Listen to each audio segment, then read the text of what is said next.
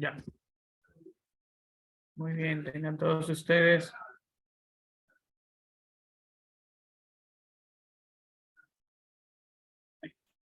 Tengan todos ustedes muy buenas tardes. Bien. Ya estamos cerca de terminar.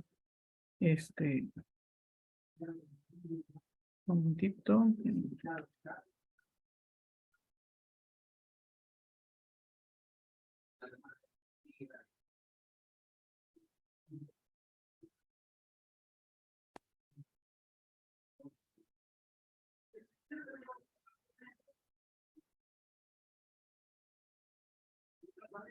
Ujú. Ya.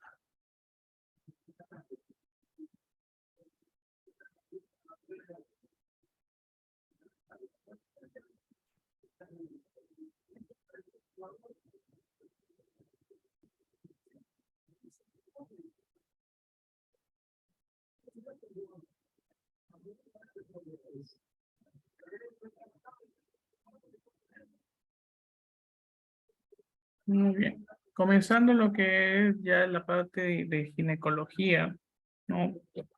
Entonces ya hemos visto todo lo que es la patología obstétrica como tal, ¿no? Ahorita vamos a recordar de nuevo la parte biológica de lo que es el aparato reproductor femenino. Mm,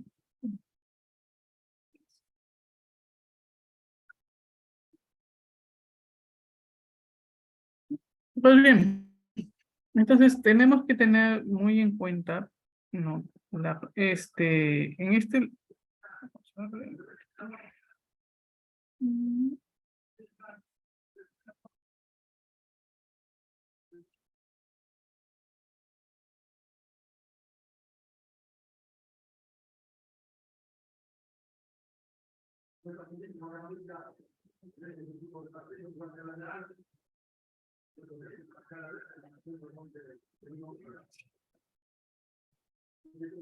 Porque es muy importante. Pues bien, vamos a reforzar, ¿no? Lo que vimos en la parte anatómica en obstetricia, lo vamos a reforzar con la parte biológica, ¿no? Es importante conocer o recordar lo que es la parte biológica, principalmente a nivel de lo que son los ovarios, a nivel de la mama, porque de ahí van a desprender algunas patologías, también lo que es el útero, cómo sucede una fusión sincronizada para la formación del útero, ¿no? Por lo cual, si es que no hay una adecuada fusión, no, los genes no se transcribieron de forma adecuada, puede haber diversas malformaciones de origen mioleriano, ¿sí? En cuanto a lo que es el ovario, voy a saber por qué en el ovario confluyen tantas células o tantos tejidos en un solo órgano. Y de esos órganos tienen un potencial de crecimiento tumoral, ya sea benigno o ya sea maligno, ¿no? Tenemos de la parte epitelial, de la parte estromal, de la parte germinal, que me pueden ocasionar estas enfermedades, ¿no? Luego tenemos a nivel de lo que es la patología mamaria, ¿no? Conocer de dónde, cómo se va formando la mama, principalmente cómo nosotros como somos mamíferos, conservamos todavía lo que es la línea mamaria, ¿no? Y esa línea mamaria es la que puede producir también otra patología benigna, ¿no? Como es la politelia, ¿sí? Puede tener pezones, ¿no? En toda la línea mamaria, pezones accesorios o mamas accesorias, ¿no? O o el no crecimiento de una mama o el no crecimiento del pezón, ¿no? Muy bien. Entonces, sin más que decir, vamos a comenzar lo que es el seminario. Doctor, buenas tardes. Yo voy a apoyar ¿Listo? compartiendo. ¿Me avisan si se ve, por favor?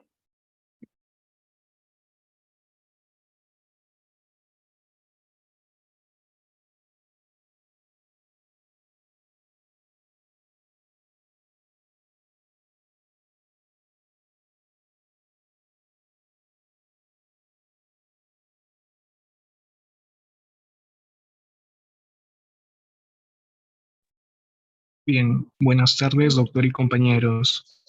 En esta tarde, pues vamos a tocar el tema de lo que es embriología del aparato reproductor femenino, así como de lo que es la glándula mamaria y las principales alteraciones congénitas que se presentan. Siguiente, por favor.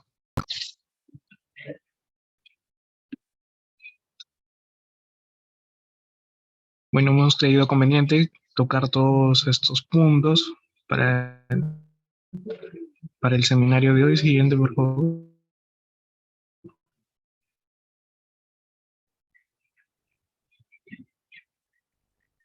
Sí, ya. Dentro de los objetivos, pues primero describir el desarrollo embriológico del aparato genital externo, describir el desarrollo embriológico también de lo que son las glándulas mamarias y describir las principales malformaciones congénitas que se presentan. Siguiente, por favor. Dentro del desarrollo embrionario del aparato genital femenino, pues tenemos siguiente.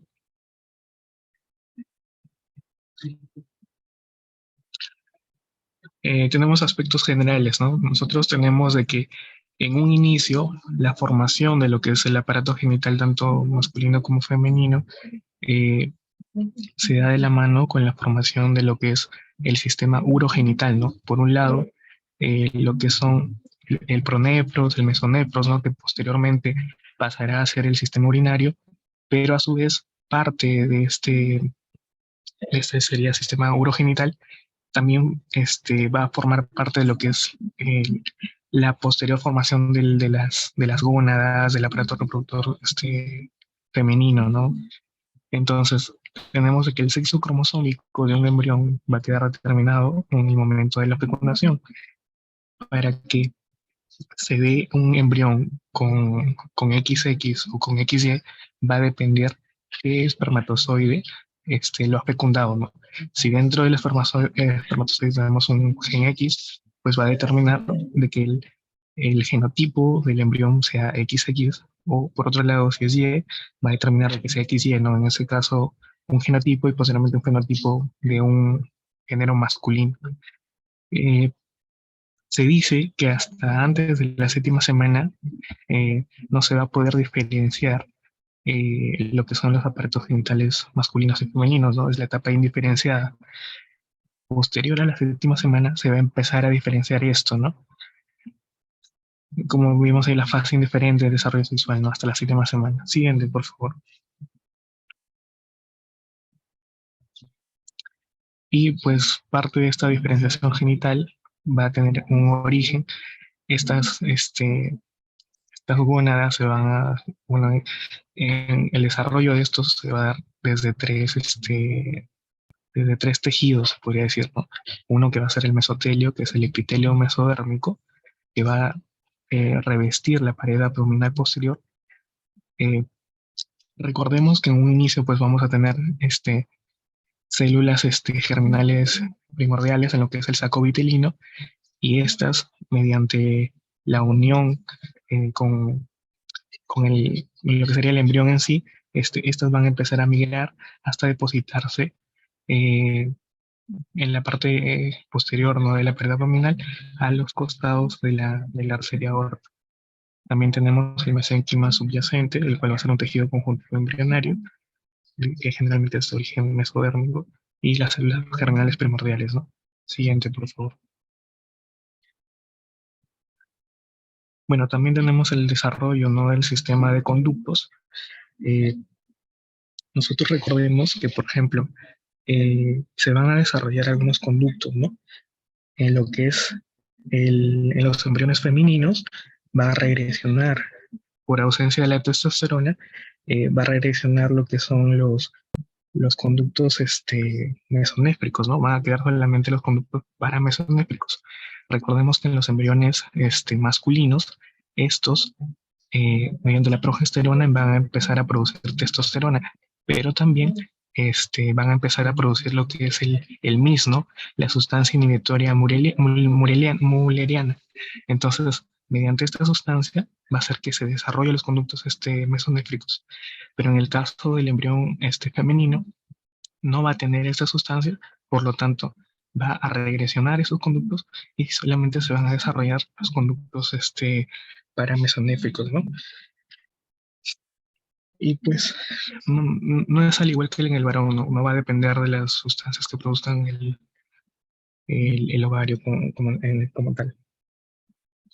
Y pues estos conductos paramesonéfricos van a formar la mayor parte del aparato genital. Eh, y recordemos también que las tropas uterinas se van a desarrollar, ¿no?, a partir de las partes craneales no fusionadas. Siguiente, por favor.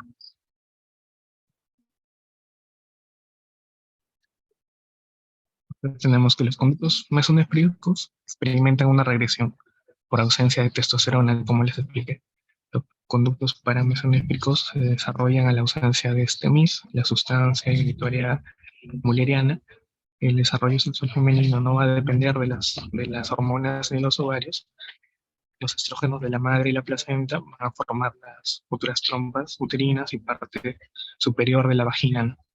Y los conductos paramesonéficos forman la mayor parte del sistema genital femenino, y las trompas se van a desarrollar de las partes craneales no fusionadas. Siguiente.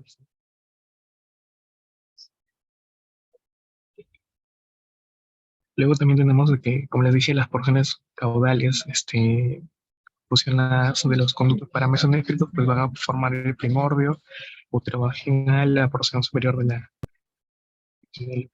vagina, ¿no? Y el endometrio y el miometrio van a proceder del mesénquima esplásmico.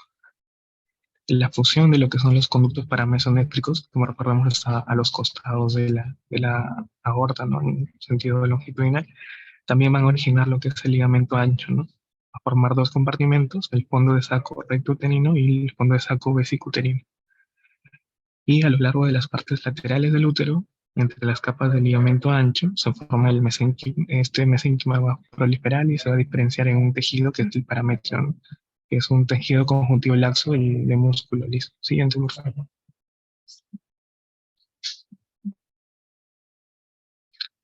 Luego también tenemos el desarrollo de los genitales externos. En este caso, pues tenemos una pared fibromuscular que va a desarrollarse a partir del mesénquima circundante, y también tenemos lo que es el contacto, ¿no? El primordio útero-vaginal y el seno urogenital, que van a formar el tubérculo sinusal para formar bulbos seno-vaginales y la placa vaginal. Y en esto tienen que ver las células centrales y de esta placa son eliminadas en la luz de la vagina, ¿no? Siguiente, por favor.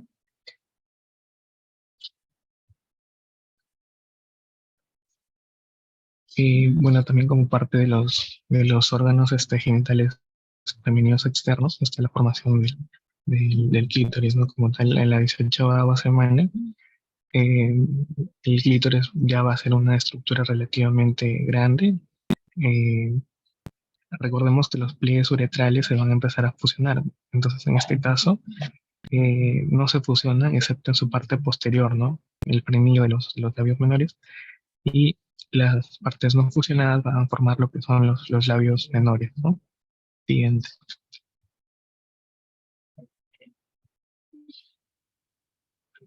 Luego pasaremos a hablar de lo que es el desarrollo de los ovarios.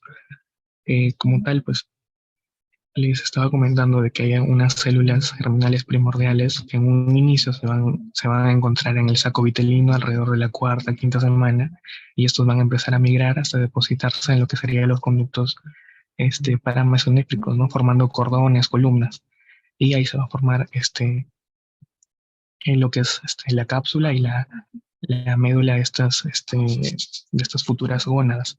En el caso del embrión masculino, lo que se va, digamos, a evolucionar va a ser la médula, ¿no? De esto.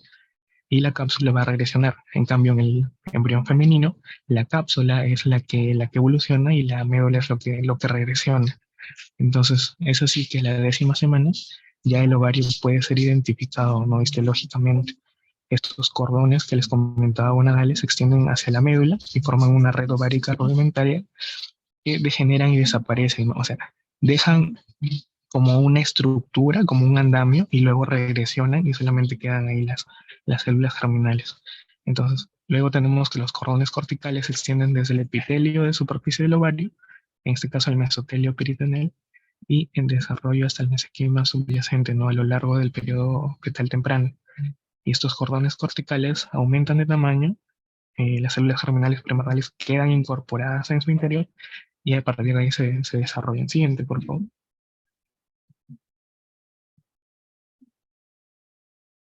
Y ya hacia la 16ª semana, estos cordones comienzan a fragmentarse y aparecen grupos celulares aislados, los folículos primordiales. Y cada uno de estos va a contener una ovogonia que procede de una célula germinal primordial. Y durante la vida fetal, las ovogonias muestran una mitosis activas y esto da lugar, ¿no? A los folículos primordiales. Siguiente, por favor. Ya entonces tenemos que solamente vamos a tener la formación de ovogonias hasta antes del nacimiento, ¿no? Después del nacimiento no se van a formar más. La mayoría de ovogonias van a degenerar antes del nacimiento y se va a tener un número fijo de estos, ¿no? Alrededor de 40.000. Eh, Perdón, 2 millones, ¿no? Y de las 2 millones que permanecen, aumentan de tamaño, se forman ovocitos primarios, ¿no? Y luego estas quedan, la mujer como tal queda con una reserva, ¿no? De determinados ovocitos. Siguiente, por favor. Bueno, eso es Ah, todo por mi parte. Le doy pase a mi compañera. sí, vamos a continuar con el desarrollo embrionario de lo que son las glándulas mamarias. Siguiente, por favor. Ya, se ha colocado por etapas, por ejemplo, empezando lo que es el desarrollo fetal. Aquí los llamados botones mamarios se van a originar a partir de lo que es la capa basal del epidermis. Luego tenemos ya antes de lo que es la pubertad, aquí la mama en sí ya va a ser lo que es un botón rudimentario que va a estar formado por unos cuantos conductos ramificados y estos a su vez van a estar cubiertos por yemas alveolares, que son nuevas ramificaciones y también lo que son los pequeños conductos. Y estos al ramificarse van a formar lo que son los alveolos. Ya durante la pubertad, que se da entre los 10 a 13 años aproximadamente, los estrógenos y la progesterona ováricos van a dirigir la comunicación organizada entre estas células epiteliales mamarias y las células mesenquimatosas, con lo que el sistema ductal se va a ramificar de manera extensa y de ahí se formarían lo que son los lóbulos. También lo que es la progesterona y la prolactina, a partir de aquí van a gobernar la diferenciación final de las mamas, la cual va a llegar a consumarse lo que es hasta el primer embarazo a término. Siguiente, por favor. Durante la edad fértil, aquí a lo que son los acinos y los conductos terminales van a ser unas estructuras más sensibles a las hormonas ováricas y a la prolactina. Y aquí se mencionaba que la mayor parte de las enfermedades, ya sean benignas o malignas, se van a originar en estas regiones, lo que son los acinos y los conductos terminales. Otro punto aquí es que las células epiteliales mamarias van a proliferar cuando aumente la concentración de estos estrógenos y progesterona. Y esto se va a dar durante la fase lútea del ciclo menstrual.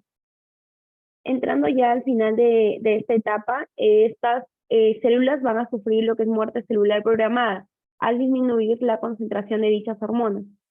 Este efecto va a estar controlado por señales paracrinas inducidas por la activación de los receptores estrogénicos. Y estos a su vez van a estar acompañados por un aumento en el contenido de agua en lo que es la matriz celular, extracelular. Y este fenómeno se va a percibir en lo que es la mujer por hinchazón y dolor mamario, una semana antes de que empiece lo que es el ciclo menstrual. Y por último, durante la menopausia, cuando ya cese la producción ovárica de estos estrógenos, los lóbulos mamarios se involucionan y el estroma es sustituido por grasa. Siguiente, por favor. Ya, ahora se va a hablar de lo que son las anormalidades del desarrollo sexual. Estas anormalidades van a ser cuadros congénitos atípicos, cuyas características se va a deber al desarrollo cromosómico, gonadal o anatómico sexual. Y se van a clasificar, como se ve en el cuadro, en 3 categorías.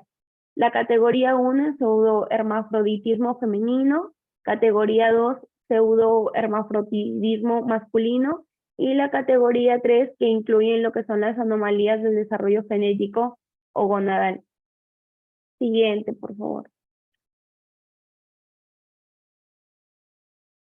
Para hablar de lo que es la categoría 1, que corresponde al pseudohermafrodismo femenino, aquí se va a dar por una discrepancia entre el sexo gonadal y la imagen fenotípica de lo que son los genitales externos, que en este caso vendrían a ser masculinizados. Y va a ser consecuencia de la exposición, en este caso va a ser una exposición excesiva del feto a andrógenos. En los productos afectados van a existir lo que son ovarios y estructuras de conductos internos de la mujer, como es el útero, el cuello uterino y la zona superior de lo que es la vagina. Y por estas razones, todas aquellas personas que sufran de lo que es pseudohermafroditismo femenino pueden fecundar y también lo que es procrear. Pero muy contrario a esto, observando lo que son los genitales externos, se van a encontrar estos debilitados en grado variable. Esto se va a dar según el grado y la fecha en que vaya a ocurrir lo que es la exposición al andrógeno. Y como consecuencia va a haber una virilización variable, ¿no? Desde lo que es una citromegalia leve hasta una fusión labial posterior y desarrollo de un falo con una uretra peniana. Ahora, esta exposición excesiva del feto a andrógeno se va a dar por 2 trastornos, lo que son los suprarrenales y los extrasuprarrenales. En los suprarrenales encontramos la hiperplasia congénita renal de origen suprarrenal por deficiencia de enzima 12 hidroxilasa, que esta vendría a ser la causa más común de estos trastornos. Y dentro de estos trastornos también vamos a encontrar las deficiencias de la 11-beta hidroxilasa, de la 3-beta hidroxiesteroide deshidrogenasa. Ahora, en el otro tipo de trastorno, que son los extrasuprarrenales, aquí la exposición de la mujer embarazada va a estar dada por fármacos, como la testosterona, danazol, noradrenalina y derivados de andrógenos. Y también se van a deber a tumores ováricos virilizados, como es el luteoma del embarazo y el tumor de células de Sertoli-Levy. Y también los tumores suprarrenales virilizantes. Siguiente, por favor. Ya, aquí es un cuadro para lo que son los estadios de Prader. Va a constar de lo que son 5. El 0 es una mujer de aspecto normal. Y el 1 vendría a ser la hipertrofia de clítoris y también una vulva pequeña. En el estadio 2 vamos a encontrar clítoris muy hipertrofiado y seno urogenital. En el estadio 3, aquí vamos a encontrar ya una hipertrofia de clítoris. Va a haber también una función de labios mayores y seno urogenital único. En el cuarto vamos a encontrar hipertrofia de clítoris con hipospadia perineal, fusión de los labios mayores con apariencia escrotal. Y en estadio 5 vamos a encontrar el aspecto externo de genitales masculinos normales y también va a haber lo que es la ausencia de testículos en las bolsas. Siguiente, por favor.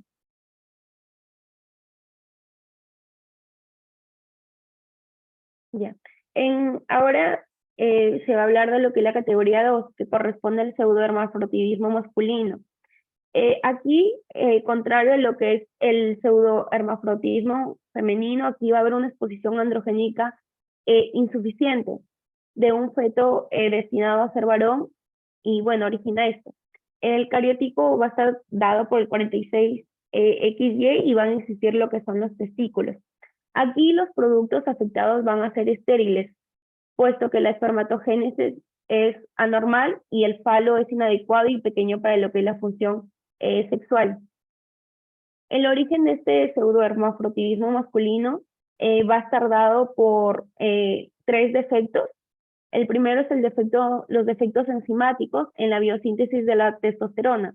Aquí se ha encontrado que los testículos se van a encontrar lo que son 5 tipos de defectos enzimáticos con la menor producción de testosterona, como son las deficiencias de enzimas desdobladora de la cadena lateral de colesterol, la 3-beta hidroxiesteroide deshidrogenasa, la 17-alfa hidroxilasa, 17-20 desmolasa y la 17-beta hidroxiesteroide deshidrogenasa. En segundo lugar, encontramos lo que son los defectos enzimáticos periféricos. Aquí se va a encontrar lo que es el defecto en lo que son las zonas periféricas. Y encontramos la 5-alfa reductasa, que hay una menor conversión de testosterona en forma androgénica activa de los tejidos periféricos, que es la DHT. Y por último, tenemos lo que es las anomalías en el receptor de andrógenos. Aquí los receptores de andrógenos se van a encontrar defectuosos y van a originar el síndrome llamado síndrome de insensibilidad de andrógenos. Y aquí para agregar que el gen del receptor de andrógenos está, bueno, en el brazo largo del cromosoma X. Siguiente, por favor.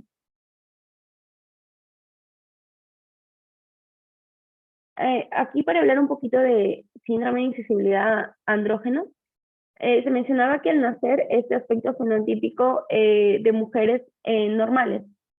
En la pubertad va a haber lo que es una menorrea primaria, va a haber lo que es vello púbico y axilar escaso o ausente, y en las niñas con estas características terminan por mostrar lo que es mamas durante la maduración puberal a causa de lo que es la conversión abundante de andrógenos en estrógenos. Y en las personas afectadas se va a encontrar lo que es aspectos genitales externos normales, va a haber un vello púbico escaso o no va a existir, y vamos a encontrar una vagina cortada, no se va a identificar lo que es el cuello uterino y van a faltar lo que es el útero y las trompas de falopio. Y también va a ser posible palpar en los testículos en los labios mayores o en el área genital inguinal, o pueden encontrarse también en lo que es el interior del abdomen. Siguiente, por favor. Le doy paso a mi compañera, gracias. Ahora vamos a hablar de los trastornos del desarrollo genético. Bueno, el siguiente, por favor.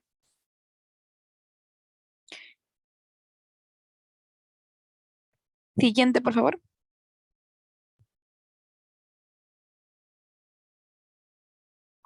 Dentro de lo que es la disgenesia. No, la anterior, yo sí, por favor. Ya está. Lo que es la disgenesia gonadal, va a ser producto de una ausencia de la disyunción de los cromosomas de ambos padres, en donde vamos a encontrar un desarrollo anormal de las gónadas, unas estrías gonadales y mayores niveles de gonadotropinas.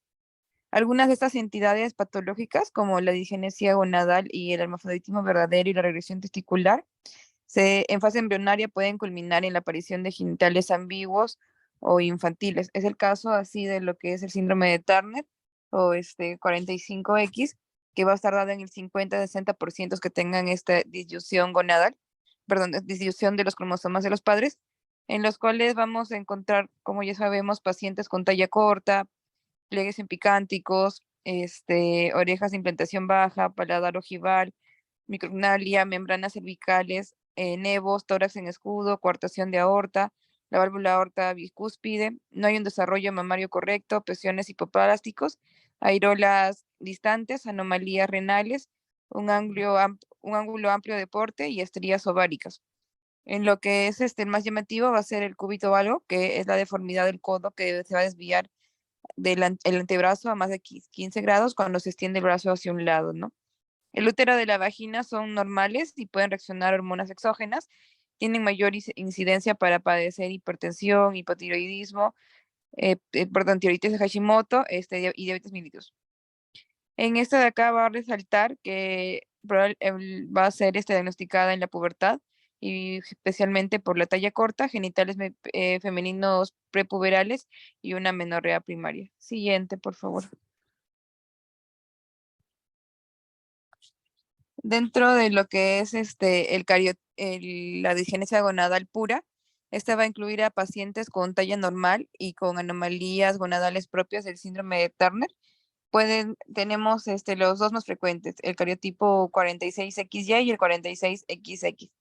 En el 46XY, que es el síndrome de Swyer, va a haber una desaparición del gen SRI, entonces eso va a provocar una ausencia de los testículos.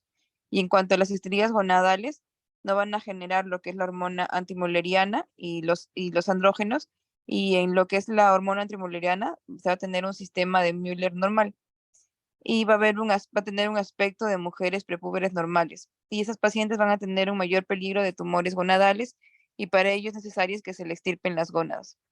Y en los que son 46XX no se ha esclarecido que hay un defecto en el desarrollo gonadal. En esos pacientes hay tratamientos que tienen que llevar como hormonoterapia para lograr el desarrollo mamario.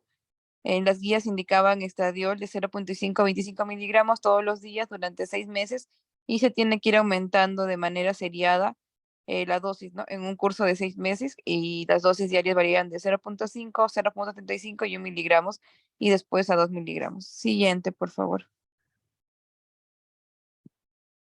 En lo que es el hermafroditismo verdadero, vamos a encontrar que el cariotipo más frecuente es el 46XX, seguido por el 46XY.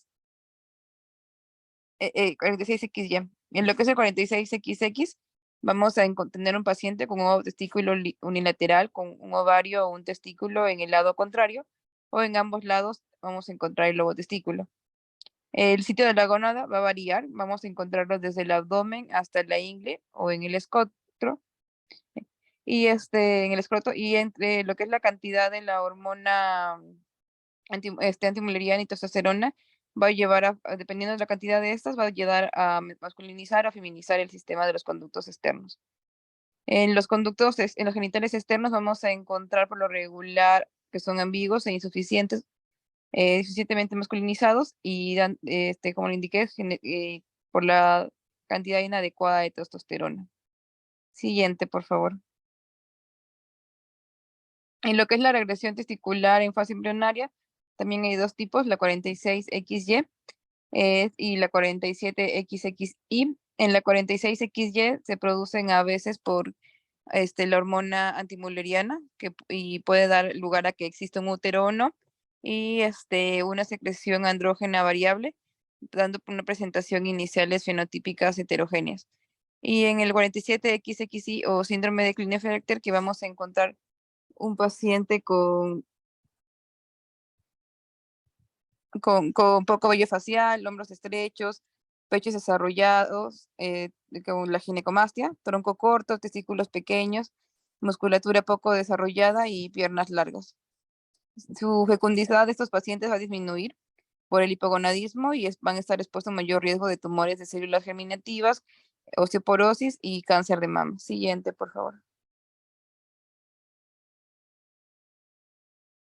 Es importante que al momento del nacimiento de un pequeño que tenga trastorno de desarrollo sexual, ese de aquí va a indicar una urgencia médica y va a ser un problema grave de tipo tanto psicológico, social, y es importante el diagnóstico médico y también el planteamiento quirúrgico. Es por lo general que ante un paciente así se tiene que tener un grupo multidisciplinario de médicos para poder dar solución a la madre, ¿no? Por ejemplo, los genitales externos ambiguos en un recién nacido podrían generar una posibilidad de repercusiones permanentes y ramificaciones sociales para el individuo y a su familia. En circunstancias óptimas, en la medida en que el recién nacido con genitales ambiguos se encuentre estable, se permitirá que la madre o los familiares lo vean, pero no hay que intentar como que darle un sexo específico hasta no saber exactamente el cariotipo de y siempre llamar al recién nacido como bebé. Y el obstetra o el médico va a tener que siempre explicar que los genitales están formados de manera incompleta y destacar la seriedad de la situación y la necesidad de una consulta rápida y de estudios de laboratorio.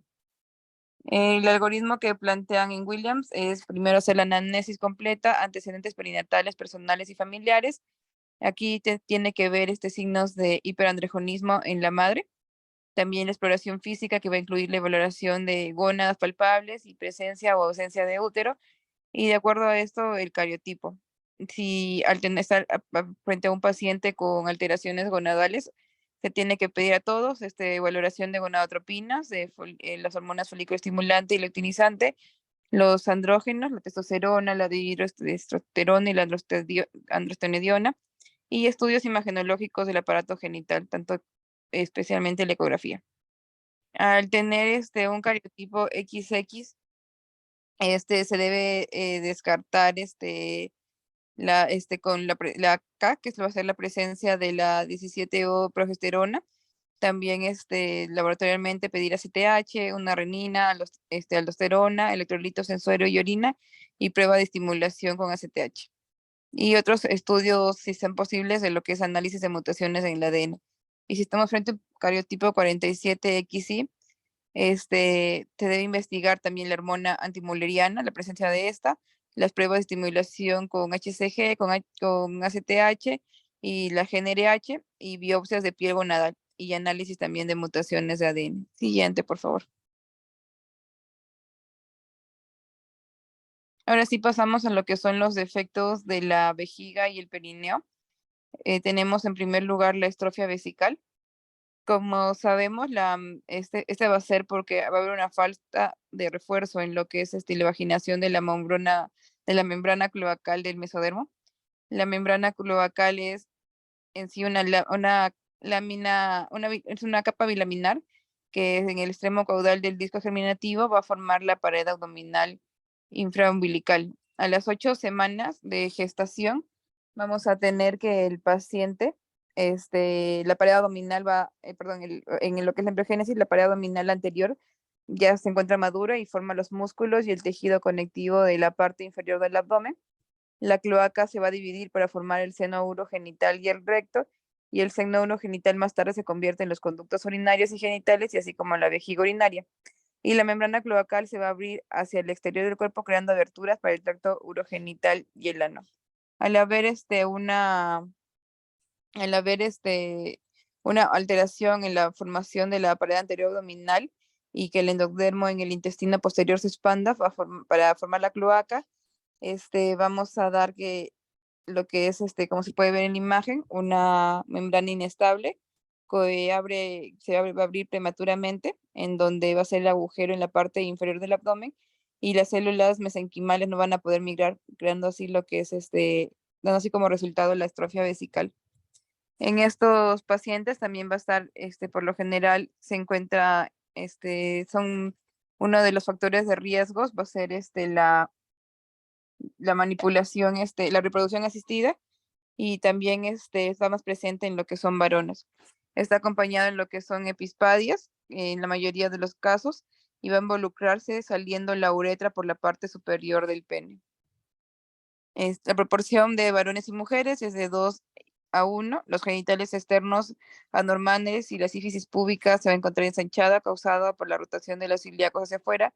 La uretra y la vagina son, son cortas y de orificio vaginal suelen presentar estenosis y desplazamiento hacia adelante. Y el clítoris está duplicado o es bífido y los labios, el monte del Venus y el clítoris son divergentes. El tratamiento de esta patología va a ser quirúrgico, va a ser mediante reconstrucción de los genitales femeninos.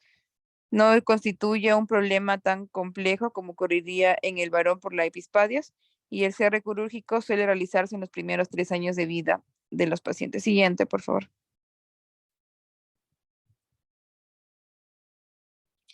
En lo que son los defectos del clítoris, vamos a tener 3. Clítoris bífido, que es poco frecuente, que en sí va a ser la duplicación del órgano, puede acompañar a la estrofia vesical, y el contacto va a ser consecuencia del contacto excesivo de andrógenos. Como se puede ver en imagen, el clítoris bífido y una uretra amplia, tomado de un caso clínico de una niña. En lo que es la uretra fálica femenina, aparece junto con la persistencia de la cloaca. La uretra fálica desemboca en la punta del clítoris, afecta del 4 a 8% de las niñas con cloaca persistente, y es por lo general la exposición durante la vida embrionaria a cocaína. Y la clitoromegalia, que es la exposición del feto femenino a andrógenos en exceso, en donde vamos a encontrar que un índice clitorideo va a ser mayor a 10 milímetros cuadrados. La exposición temprana a andrógenos en mujeres puede originar fusión de los pliegues labioscrotales y presencia de un solo orificio perineal, que es el seno urogenital, y los labios están arrugados y se asemejan al escroto. Siguiente, por favor.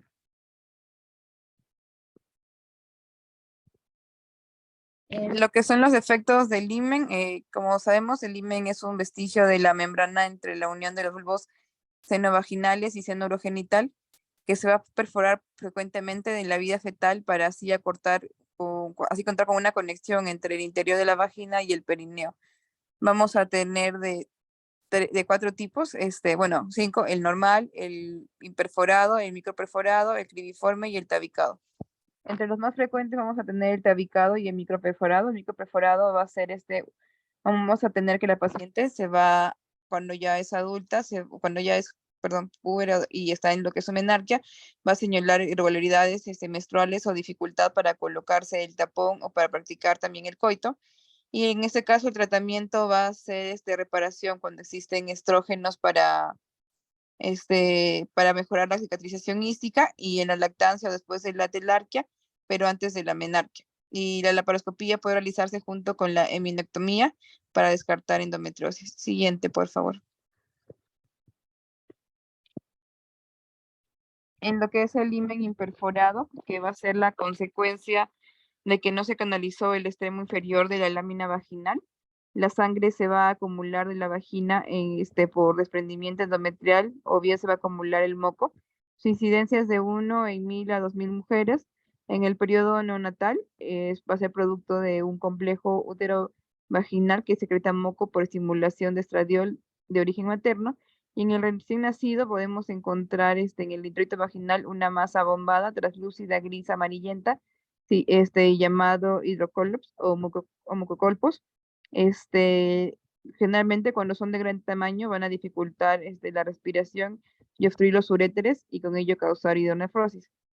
En lo que también vamos a tener síntomas como hematometra o hematosalpinge, que va a ser característico por un dolor cíclico, amenorrea, dolor abdominal, que es similar a un cuadro clínico, a un abdomen agudo, y una dificultad para orinar y defecar. Siguiente, por favor.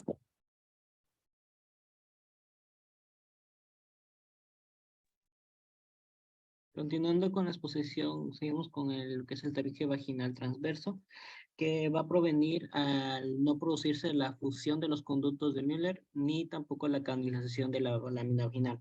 Este puede ser de 2 tipos: el obstructivo, donde hay una acumulación de moco o sangre menstrual, y el no obstructivo, donde se acumulan, ¿no?, bueno, donde va a haber, ¿no? Pues la salida de este moco y la sangre por perforaciones que va a tener este tabique. La clínica se va a manifestar como un IME imperforado, donde en casos de recién nacidas y lactantes, en el tipo obstructivo, va a haber una acumulación de líquidos y moco a nivel del tercio superior de la vagina y se va a encontrar una masa que puede comprimir órganos abdominales y pélvicos. Puede haber ascensión de bacterias desde lo que es la vagina o el perineo, a través de perforaciones que pueden haber en el tabique, produciendo lo que es piomucocolpos, piometra y el piosalpín.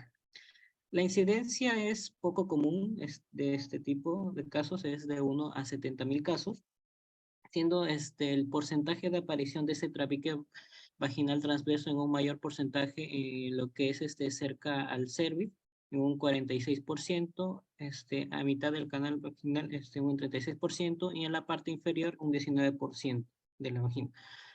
Siendo el 46% se da a nivel de la unión entre la lámina vaginal y el extremo caudal de los conductos de Müller fusionados.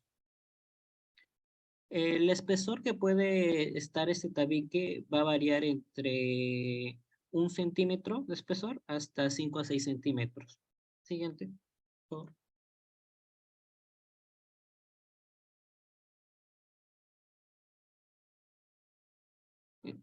El diagnóstico, en el caso de sospecha, se va a palpar lo que es una masa en abdomen o pelvis y se va a encontrar una vagina acortada y donde no se va a identificar lo que es el cuello uterino. Y el diagnóstico por imagen se puede usar tanto la ecografía como la resonancia magnética, siendo esta última la que mayor utilidad sirve para antes de la cirugía, ¿no? Ya que vamos a ver en sí de qué tamaño, o bueno, cuál es el espesor y la profundidad del tabique. Y también para diferenciar entre un tabique alto y la presencia de una egenesia cervical. La técnica operatoria en sí va a depender del espesor del tabique, en el que ni bien se haga la cirugía, se va a necesitar de injertos cutáneos para cubrir ciertos defectos. Otro puede ser la ablación más anastomosis terminal de tercios superiores e inferiores, donde estos generalmente se vienen a ser los tabiques pequeños. La técnica de plastía en Z, donde generalmente como resultados genera una mínima formación de cicatrices, y se recomienda lo que es la laparoscopía más ablación de tabique vaginal transverso, donde debido a que hay una alta frecuencia de endometriosis por menstruación retrógrada al haber un conducto obstruido. Siguiente, por favor.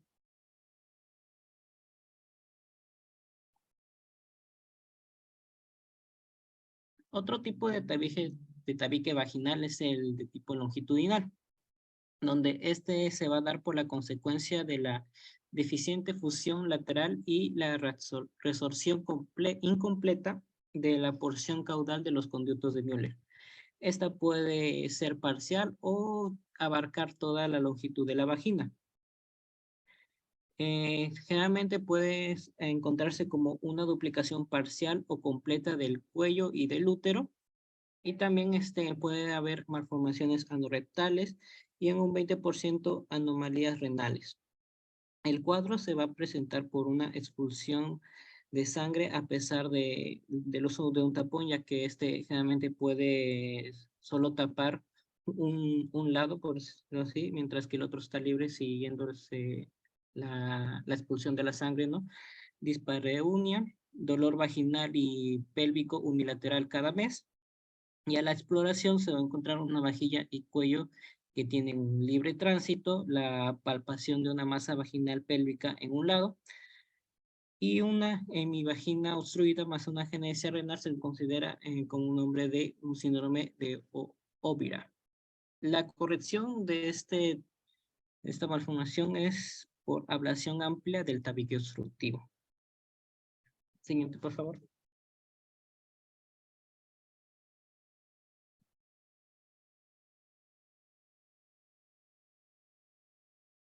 Ya, tenemos los quistes vaginales congénitos, donde estos son restos de los conductos de Müller que se localizan en forma de quistes vaginales. Estos, en los casos de vestigios mesonéfricos de Wolff, se consideran como quistes del conducto de Garner. La frecuencia de la aparición de estos quistes es de 1 cada 200 casos, un caso cada 200, y los quistes se sitúan típicamente en la cara anterolateral de la vagina.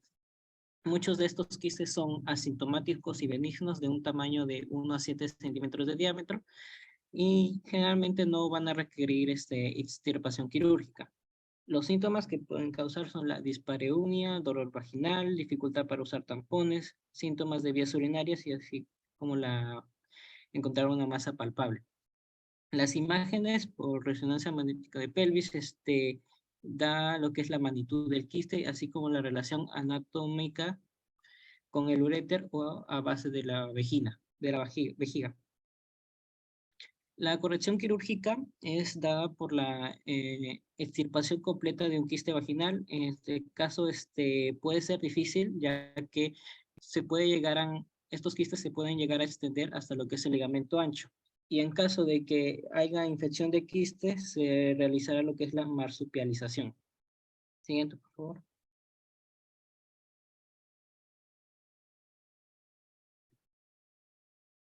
En las anomalías de los conductos de Müller vamos a tener que son anomalías del útero, que pueden ser congénitas o adquiridas.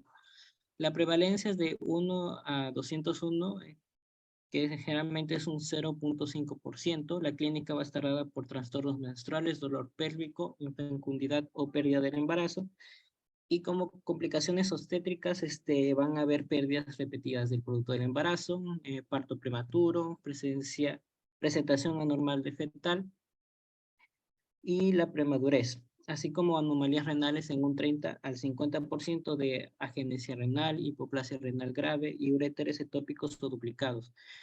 La clasificación de esta anomalía se puede considerar en 6 a 7 tipos, donde hay la hipoplasia o agenesia de estos conductos de Müller, así como un útero unicorne, útero didelfo, bicorne, un útero tabicado, útero arqueado, y anomalías por administración de tilvestrol. Siguiente, por favor.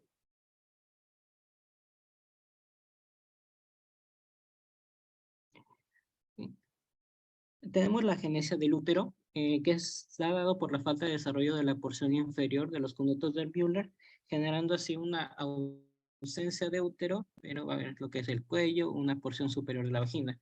En algunas variantes puede haber incluir lo que es la ausencia de este tercio superior de la vagina, pero con presencia de útero. Aparte de que el desarrollo de los ovarios va a estar normal, la persiste va a tener un desarrollo fenotípico normal y generalmente se presenta con frecuencia la amenorrea primaria. La agenesia vaginal no va a existir el tercio inferior de la vagina, pero los genitales externos van a estar normales. Se va a dar a partir de la que en la vida urinaria no va a haber el seno orogenital no va a contribuir con lo que es el segmento caudal esperado de la vagina, por lo que en consecuencia va a haber una sustitución que va a estar abarcando lo que es un quinto o un tercio de la parte longitudinal total y se va a sustituir por 2 a 3 centímetros de tejido fibroso, que en algunos casos la atresia vaginal puede extenderse y llegar hasta lo que es el cuello de uterino. En la adolescencia, generalmente es donde se va a diagnosticar tras la menarquia, porque va a aparecer lo que es el dolor pélvico cíclico por el hematocolpos o el hematómetro. En la exploración física, la detección de una depresión o una pequeña bolsa vaginal. En los estudios de imágenes, la resonancia magnética va a ser más precisa, donde se va a identificar la longitud de la atresia, la magnitud de la dilatación vaginal en su zona superior, más la presencia o la ausencia del cervix. En caso de que no se detecte por medio de imágenes, la laparoscopía va a ser el mejor medio para poder detectar, ¿no?, o valorar la anatomía. Siguiente, por favor.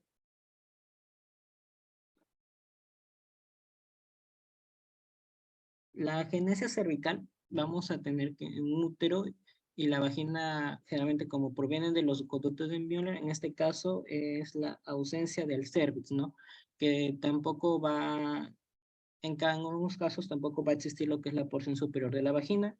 Sin embargo, vamos a tener un útero con desarrollo normal, pero sin la comunicación, ¿no? Pues el útero con la vagina. La clínica va a estar dada por amenorrea primaria, más un dolor abdominal o pélvico cíclico, que en el caso de que se detecte un endometrio funcional, este va a generar una distinción del útero, por ende una endometriosis que debido al flujo menstrual retrógrado. El diagnóstico en sí se detecta como un solo fondo uterino en la línea media, y en el eco y el RM se valora lo que es la anatomía. Si se muestra una obstrucción del útero, se requerirá lo que es la histerectomía. Las medidas conservadoras está dado por el uso de antagonistas o agonistas de la hormona liberadora de la gonadotropina, o también por anticonceptivos orales combinados que van a suprimir la menstruación retrógrada y posible endometriosis. Y estas medidas conservadoras se van a utilizar hasta que la paciente requiera de opciones para la función reproductiva. Siguiente, por favor.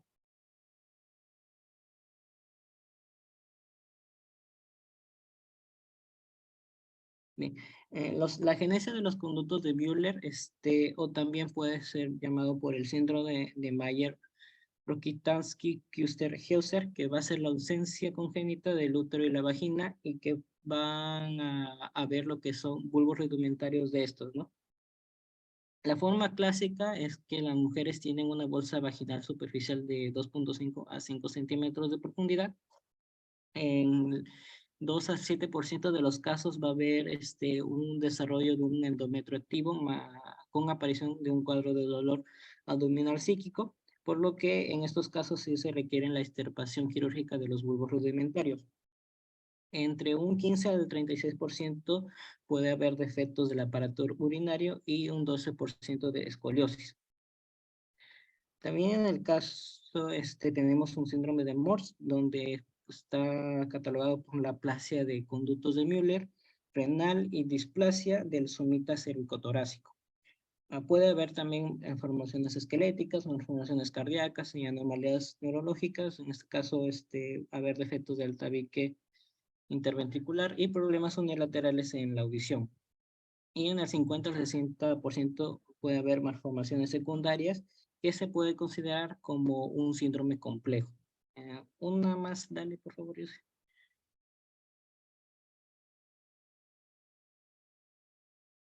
Un clic más.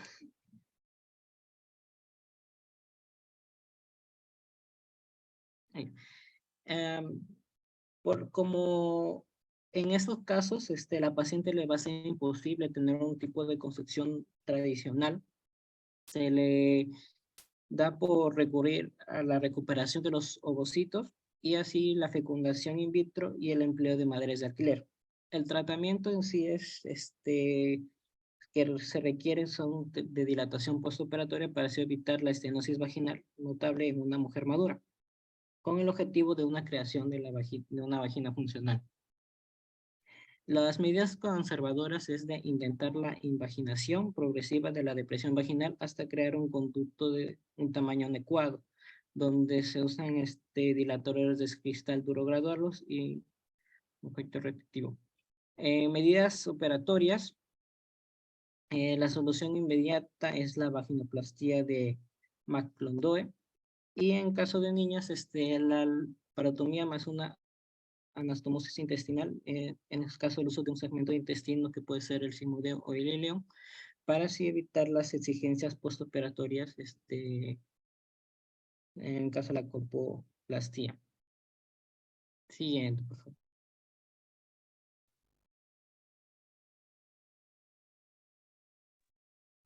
Respecto a las anomalías del útero, bueno, estas van a ser malformaciones justamente del útero que se desarrollan antes del nacimiento, ¿no? El útero de una mujer suele desarrollarse como dos mitades separadas que se llegan a fusionar, que estos son los conductos de Müller, que se explicó en un principio. Y cuando el útero se desarrolla de manera diferente, se llama una anomalía uterina o malformación, ¿no?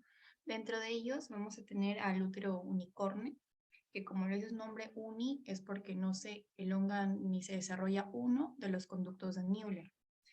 Esto significa que en un lado se va a encontrar un útero funcional, un cuello uterino normal, un ligamento redondo y trompas de falopio normales, mientras que en el lado contrario se detecta un desarrollo anormal de las estructuras, ¿no?, de los conductos de Müller. Se identifica, por ejemplo, una genesia, ¿no?, o más a menudo también un cuerno uterino rudimentario. Esta patología, o bueno, esta anomalía, tiene una mayor incidencia en la tasa de fecundidad, de endometriosis, dismenorrea y algunas subcomplicaciones obstétricas, como se explicará posteriormente. Dentro de la exploración es importante realizar una ecografía e incluso se menciona también una resonancia magnética, pero se prioriza que en la ecografía no solamente sea a nivel abdominopélvico, sino también se realiza una ecografía renal. Y esto es porque se menciona que aproximadamente el 40% de mujeres que tienen este tipo de útero o útero unicornio tienen un alto grado de genesia renal, ¿no? Entonces, por eso también es importante realizar esta ecografía. Siguiente, por favor. Bueno, como no se ha desarrollado ni elongado uno de los conductos de Müller, se puede presentar 4 variedades principalmente dentro de esta anomalía, que es el comunicante, no comunicante, sin cavidad y en el que no hay cuerno, ¿no?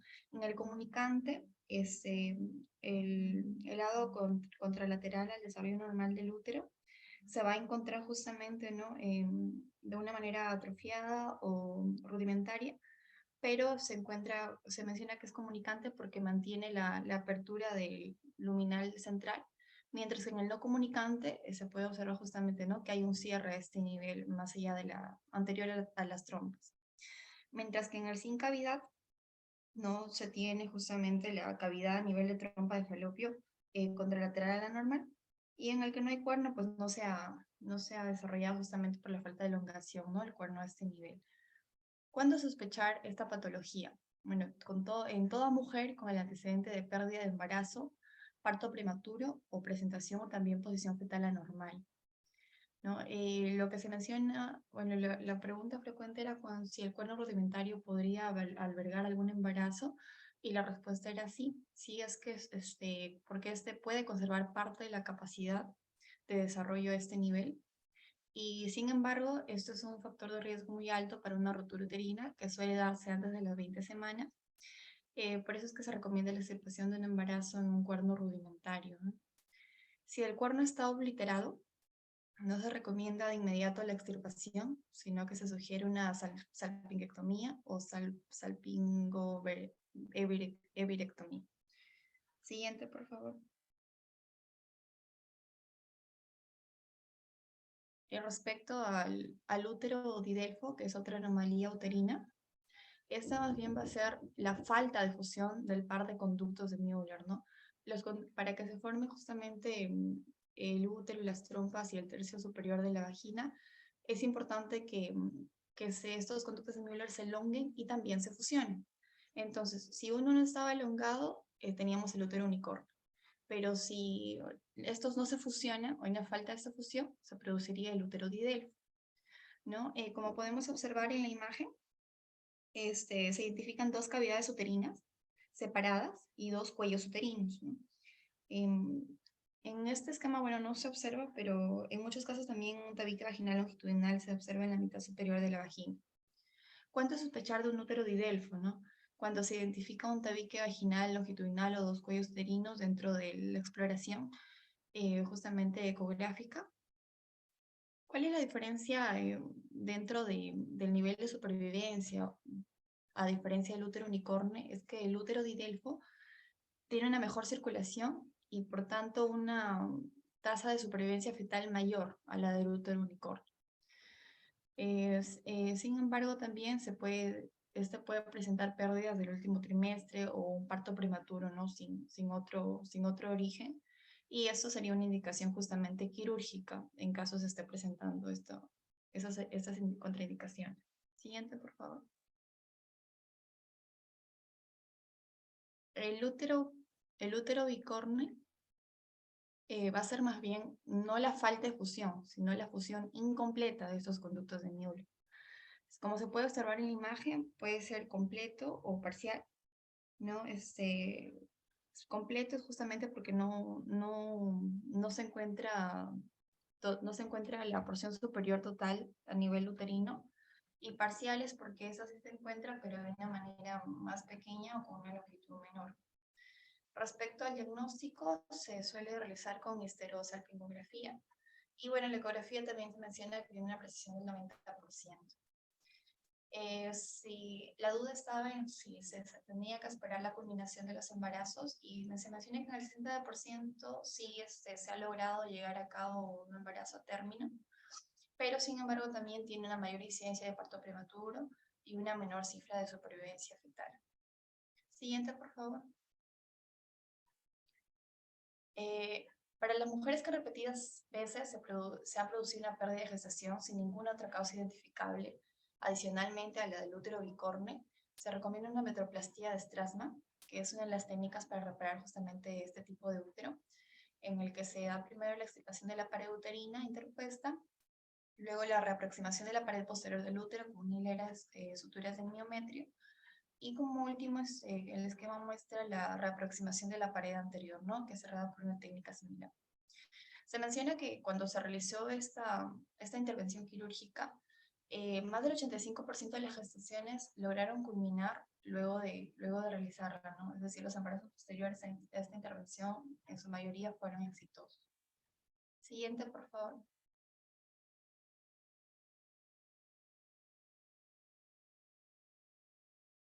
Otra anomalía es el útero tabicado, y esta se va a dar cuando, después de la fusión ya de los conductos, en el segmento medial se crea un tabique permanente dentro de la cavidad uterina, y de esta manera pueden presentar en dos modalidades principalmente, que también es el completo, ¿no? Y el parcial. Esto también indica, este tipo de útero tabicado indica una alta pérdida temprana de gestación. Y el tratamiento principalmente es la extirpación del tabique por histeroscopia. Bien.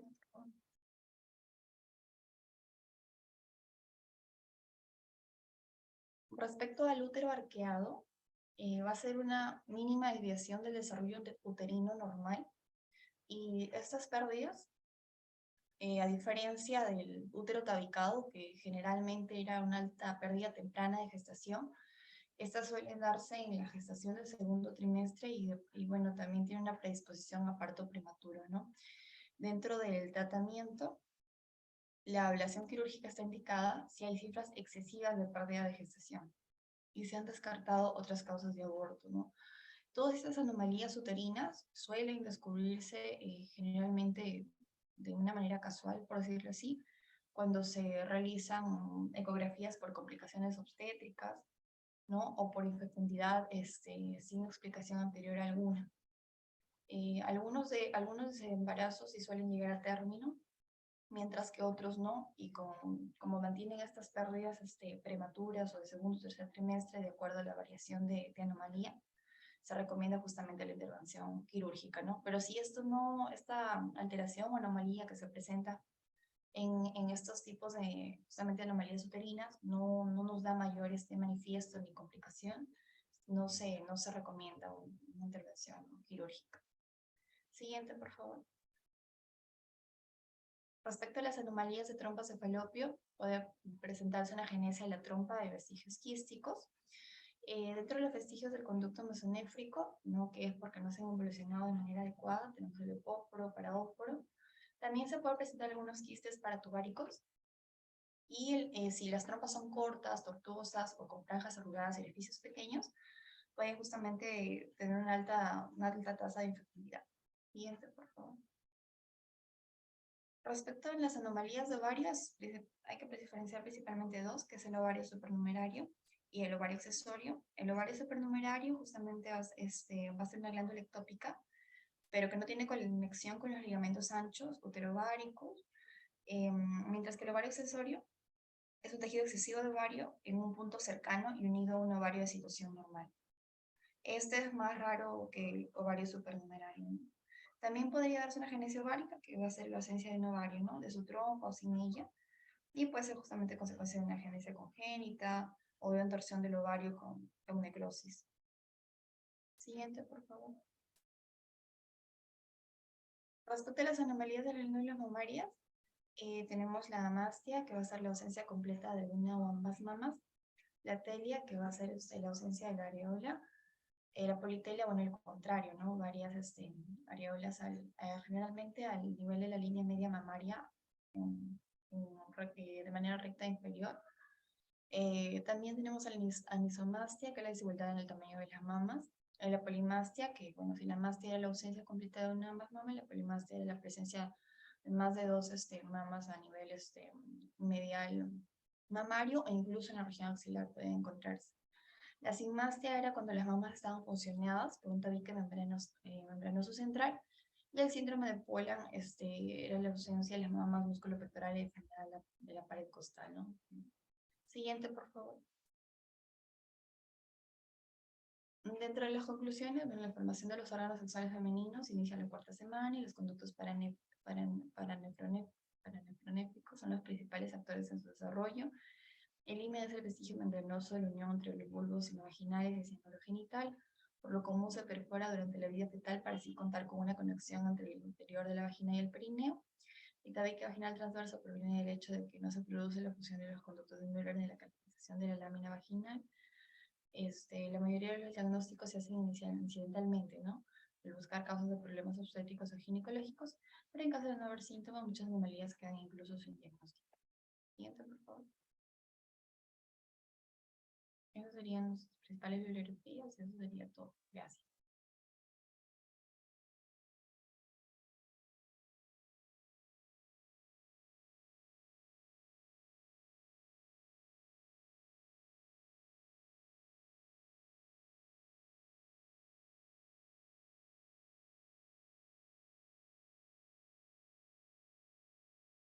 Muy bien, tenga buenas tardes.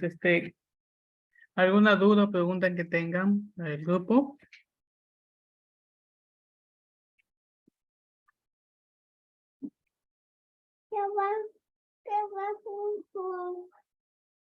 Ay, que te entienda la televisión.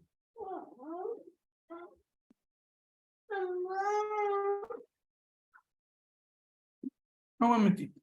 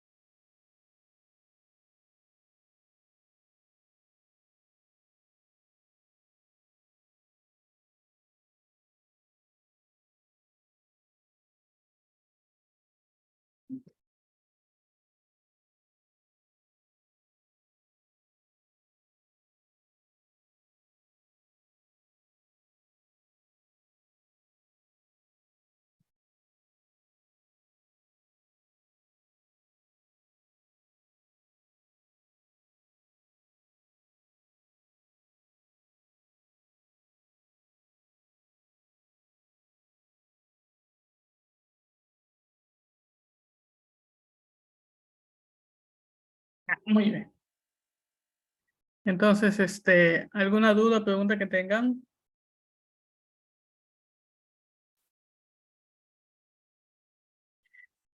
Muy bien, hay algunos puntos para reforzar, ¿no?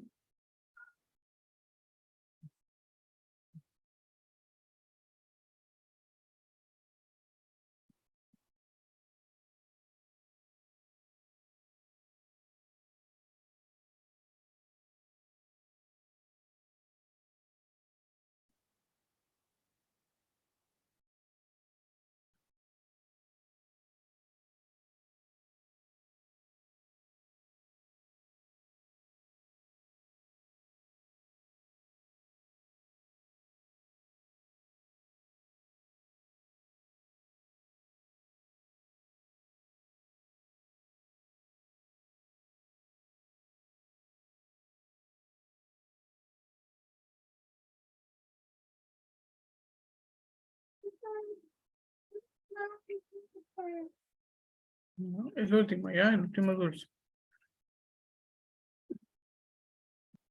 Ya.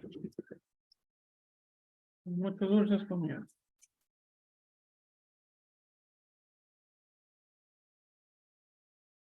Por ejemplo, ¿cuál es el tumor gonadal más frecuente en el síndrome de Sjögren? ¿Cuál es?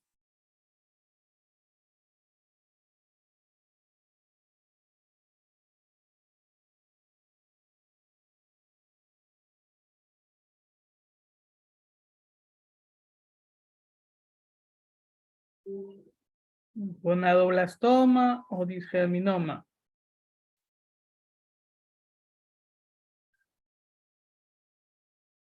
Ojo que esta pregunta sí se han repetido en los exámenes para el internado y el examen del ENAM.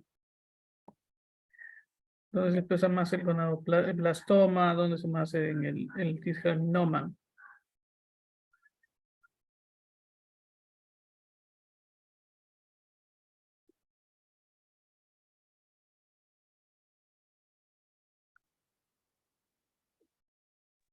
Doctor, disculpe, es que no se entendió la respuesta. ¿Puede repetir? Todavía estoy en pregunta. En el síndrome de Sjögren, ¿cuál es más frecuente? ¿El gonadoblastoma o el disgerminoma?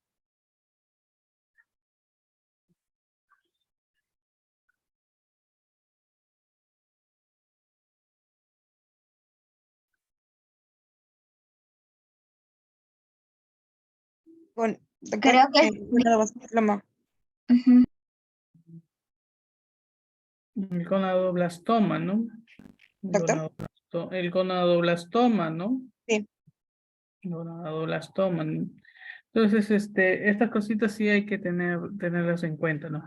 Entonces, en todos estos, hermafroditismo o la presencia de una disgenesia gonadal 46XY pura, ¿no? La característica principal es que es una paciente alta, ¿no? Las características por lo general, ¿no? Son pacientes altas, ¿no? Van a encontrar un útero pequeño, un clítoris, agrandado, ¿no? Pero lo que más va a llamar también la atención, a pesar de ser altas, tener una buena distribución de grasa corporal, pero no tiene mamas, crecidas, ¿no? Y obviamente van a causar con infertilidad, ¿no? Van a causar con infertilidad. Lo que se tiene que hacer es un diagnóstico adecuado en estos pacientes, ¿no? Por cromosomas, viendo que si es un XY, ¿no? Se tiene que retirar las gónadas, ¿no?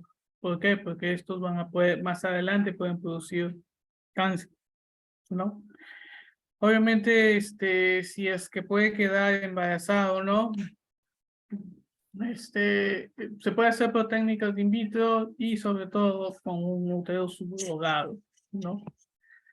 Estos tipos de pacientes, bueno, fenotípicamente son mujeres, ¿no? O sea, sus características son creadas y como mujeres, ¿no? Obviamente el impacto es un poco grande al saber cuál es su condición, pero eso no se le va a cambiar, ¿no?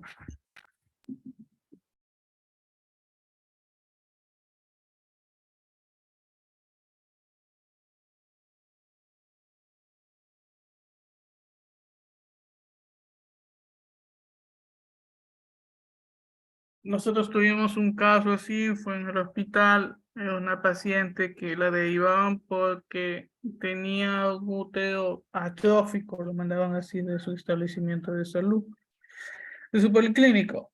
Entonces se le hace la ecografía y el útero muy pequeño. Le expliqué, tanto a ella como a su mamá, de que vamos a hacer un examen cromosómico porque es muy pequeño y además vamos a tener que hacer, si es que tendremos que hacerle una resonancia o en todo caso una laparoscopía para establecer cuáles son el tamaño y todo lo demás. Entonces salió de que en el cromosoma se ve de que un XY, ¿no? Es un varón. Entonces, le explicamos de que tendría que ir a la paroscopía para la extracción de las gónadas, ¿no? Y iniciar lo que es una terapia hormonal, ¿no? Una terapia hormonal para que exprese más sus caracteres secundarios. Entonces se le hizo la derivación respectiva, la programación. Vino todo esto de la pandemia, ¿no? La paciente se fue a vivir en otro sitio, que en Lima, y ahí cuando terminó lo que era el tratamiento, ¿no? Entonces,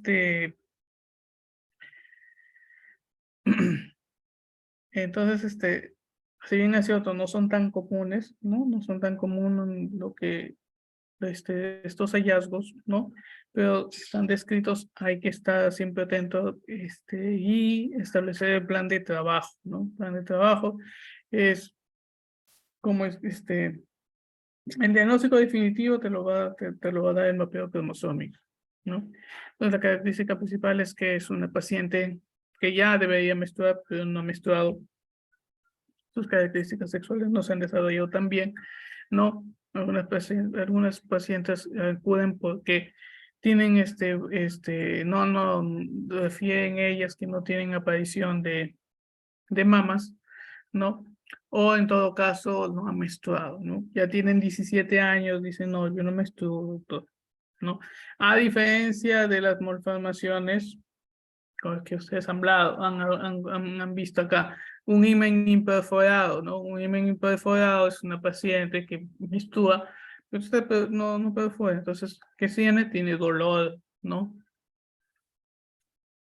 Otra paciente, el tabique transverso también. Y por último, las malformaciones mullerianas, ¿no? Te dan complicaciones obstétricas. Su complicación principal son las complicaciones obstétricas. Pacientes pueden estar tranquilas, estar su vida normal, hasta que decidan tener hijitos, ¿no? Entonces, ¿qué hay? Si es que es un útero unicornio, ¿no? Y para colmo, los dos son atróficos, se va a embarazar y lo va a perder, ¿sí? Si es un útero unicornio, ¿no? Va a sufrir de bebitos que llegan a las 35 semanas y ya están por nacer. Lo otro son las malposiciones, las malas posiciones fetales, transversos, podálicos, oblicuos, ¿no? Que pueden estar presentes en estos tipos de pacientes.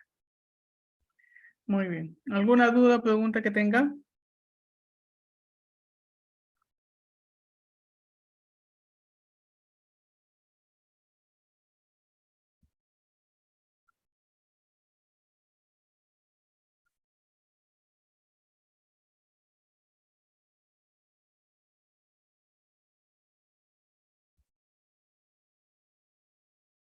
Doctor, el hallazgo de este tipo de pacientes en nuestro serum sí o sí nos obliga a mandarlo a un nivel de referencia más elevado, ¿verdad? Así es. Sí, tienes que enviar, tienes que referirlo, ¿no? Obviamente si es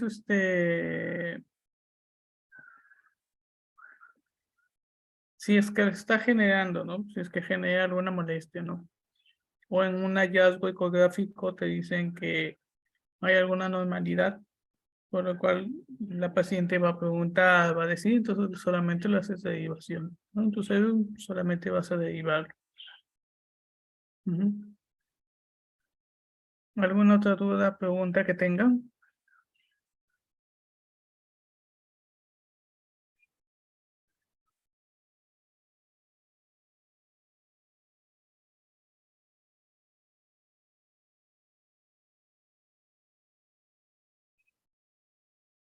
Parece que ya no hay más preguntas, doctor. Ujú. Sí, parece que no hay más preguntas. ¿Van a continuar o ahí quedó el seminario?